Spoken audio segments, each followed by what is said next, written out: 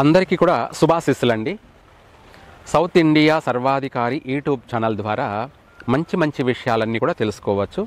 అలాగే ఈ యొక్క ఛానల్ని సబ్స్క్రైబ్ చేసుకోండి, లైక్ చేయండి, అందరికీ కూడా షేర్ చేయండి. అందరూ కూడా మంచి విషయాలు తెలుసుకుంటారు. అలాగే వాళ్ళ జీవితాన్ని ఒక రీజన్ మార్గంలో అంటే రైట్ మార్గంలో నడుచుకుంటారు. చక్కగా అందరూ కూడా బాగుంటారు. అదే మన యొక్క బాధ్యత. సర్వే జన సుఖినో భవంతు అని నేను చెప్పడమే కాదు, ప్రతి ఒక్కరూ అదే కోరుకోవాలి. అందరూ బాగుండాలి, అందులో నేనుండాలి అని ప్రతి ఒక్కరూ ఆచరించండి, అందరూ పాటించండి. అందరూ బాగున్నప్పుడు సమాజం బాగుపడుతుంది, సమాజం అంతా కూడా బాగుంటుంది. అది ప్రతి ఒక్కరి బాధ్యత. గురువుగా నా ఒక్కడి బాధ్యతే కాదు, అందరి బాధ్యత కూడాను. అందరూ బాగున్నప్పుడే అందరం బాగుంటాము.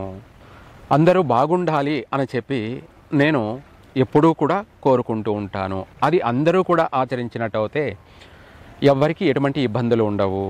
అందరూ కూడా అభివృద్ధిలో ఉంటారు, అన్ని రంగాలలో కూడా రాణించగలుగుతారు.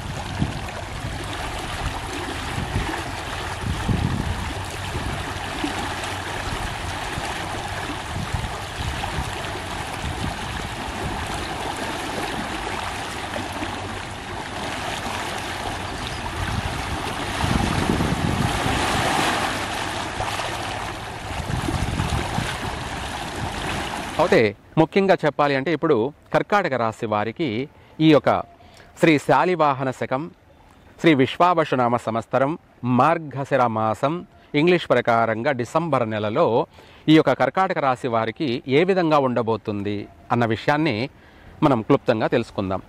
ఈ రాశి వారికి కూడా చెప్పాలి అంటే వీళ్ళ జీవితం దైవానుగ్రహం వల్ల దినదినము అభివృద్ధి చెందుతారు. వీళ్ళ యొక్క జీవితం అనేది 3 పువ్వులు 6 కాయల్లా అభివృద్ధి చెందుతుంది. విశేషమైనటువంటి శుభ ఫలితాలు కూడా కలిగే అవకాశం ఉంది. ఈ యొక్క కర్కాటక రాశి వారు ఏ పని మొదలుపెట్టినా, ఏ పని ప్రారంభించినా, ఎవరికి తెలిసిన పని వాళ్ళు ప్రారంభం చేసుకోవచ్చు. అలాగే వీటితో పాటు సర్వకార్య సిద్ధి అంటే పెళ్లి ప్రయత్నాలు చేసుకునే వాళ్ళకి తప్పకుండా శుభవార్తలే వింటారు.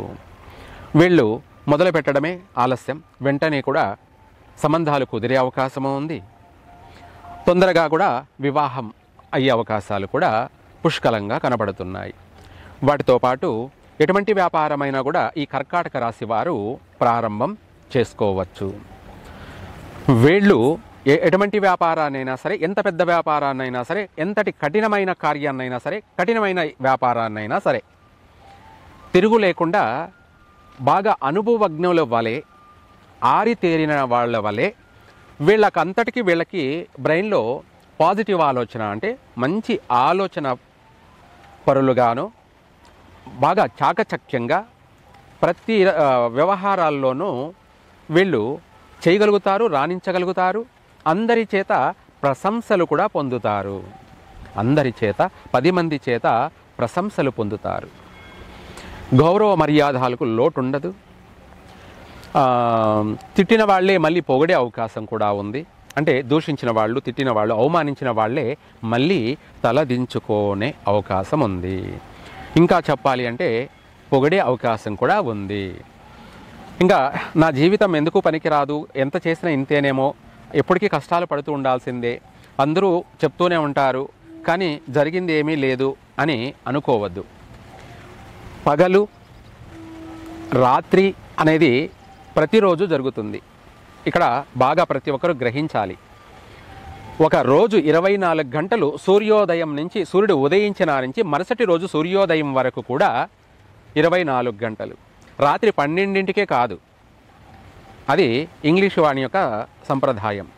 భారతీయుల సంప్రదాయం ప్రకారంగా లేదా ప్రపంచవ్యాప్తంగా కూడా చెప్పాలి అంటే మనకు సూర్యుడు ఎప్పుడైతే కనిపిస్తాడో అప్పటి నుంచి మరుసటి రోజు సూర్యోదయం పూర్వం వరకు కూడా 24 గంటలు. అయితే ఈ 24 గంటల్లో కూడా రెండూ ఉన్నాయి, మంచి చెడు. అంటే మంచి అంటే పగలు, ఈ విశ్వానికి అంతా కూడా వెలుగు వస్తుంది, మనకు అన్నీ కూడా కనిపిస్తున్నాయి, మనం ఏం చెయ్యాలో ధైర్యంగా చేయగలుగుతామన్నమాట. అది మనకు ఎంతో పాజిటివ్ ఎనర్జీని ఇస్తుంది. చక్కగా సర్వకార్యాన్ని కూడా మనకు విజయాన్ని కలగచేస్తుంది 12 గంటల వరకు.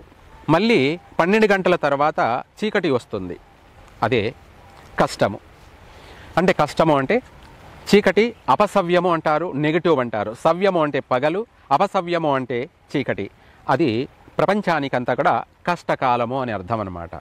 అదేవిధంగా మనకు ప్రకృతిలోనే వెలుగు 12 గంటలు ఉంది, చీకటి కూడా 12 గంటలు ఉంది. అదే కొద్ది రోజులు వెన్నెల, కొద్ది రోజులు చీకటి అన్నది. అలాగే ప్రతి మనిషిలో కూడా గురువుకైనా, అలాగే సామాన్య పండితుడికైనా, పూజారికైనా, ఇంకా కూడా చెప్పాలంటే ఒక కామన్ మ్యాన్, సాధారణ మనిషికైనా, అన్నీ తెలిసినటువంటి పండితుడికైనా 100% గ్రహస్థితిలో, గ్రహాధీనంలోనే ఉంటాడు. అంటే దైవాధీనంలోనే ఉంటాడు. తనకి ఎప్పుడు మంచి జరగాలో అప్పుడే జరుగుతుంది, ఎప్పుడు చెడు కష్టం జరగాలో అది జరుగుతూ ఉంటుంది.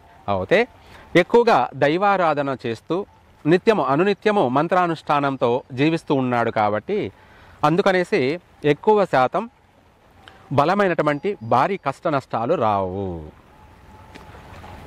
తను తెలివిగా తప్పించుకు తిరుగువాడు దన్నెడు సుమి అన్నాం కాబట్టి అది పండితుడికి తెలుసు కాబట్టి దాన్ని వీలైనంత వరకు తప్పించుకోవడానికి ప్రయత్నం చేస్తాడు, చక్కగా రాణించగలుగుతాడు. అంతే తప్ప వేరే లేదు. అందుకే దాన్నే కొద్ది రోజులు కష్టాలు, కొద్ది రోజులు సుఖాలు అంటారు. ప్రకృతిలో ఉన్నదే కొద్ది రోజులు వెలుగు, కొద్ది రోజులు చీకటి అన్నట్టుగా మనకు కష్టాలు సుఖాలు అనేది ప్రపంచంలో ఎవరికైనా ఉంటాయి. కానీ ప్రపంచంలో ప్రతి ఒక్కరికి ఉంటాయి. కాకపోతే ఆ కష్టాల్లో కొట్టుకుపోకూడదు. అంటే శాశ్వతంగా వంశమంతా కూడా నష్టపోకూడదు, వంశనాశనం జరగకూడదు. కష్టపడినా సుఖపడాలి. కష్టపడినప్పుడు వాళ్ళు మంచి ఉన్నత స్థితిలో, ఉన్నత స్థాయిలో కూడా ఉండాలి. అది ప్రతి ఒక్కరూ ఆలోచించాలి, పాటించాలి. ఈ కర్కాటక రాశి వారికి గత ఎన్నో కష్టాలు పడ్డారు, ఎన్నో సమస్యలను ఎదుర్కొన్నారు కాబట్టి ఈ మాసంలో వాళ్ళకి అమిత ఆనందము, సంతోషం. వాహన యోగం ఉంది, వివాహ యోగము ఉంది, అలాగే మంచి విద్యా యోగము ఉంది, అలాగే విదేశాలకు వెళ్ళి స్థిరపడతారు. ఏ పని తలపెట్టినా కూడా పూర్తి చేస్తారు. చక్కగా వీళ్ళకు కుటుంబంలోనూ గౌరవ మర్యాదలకు లోటు ఉండదు, బయట కూడా గౌరవ మర్యాదలకు ఎటువంటి లోటు ఉండదు. బయట ఇంట గెలిచి రచ్చ గెలిచమని అన్నారు కాబట్టి అంటే బయట కూడా గెలవాలి. ముందు ఇంట్లో గెలిస్తే తర్వాత బయట గెలుస్తారు. అదేవిధంగా 2 చోట్ల గెలుస్తారు ఈ కర్కాటక రాశి వాళ్ళు. ఇంట బయట 2 చోట్ల గెలుస్తారు.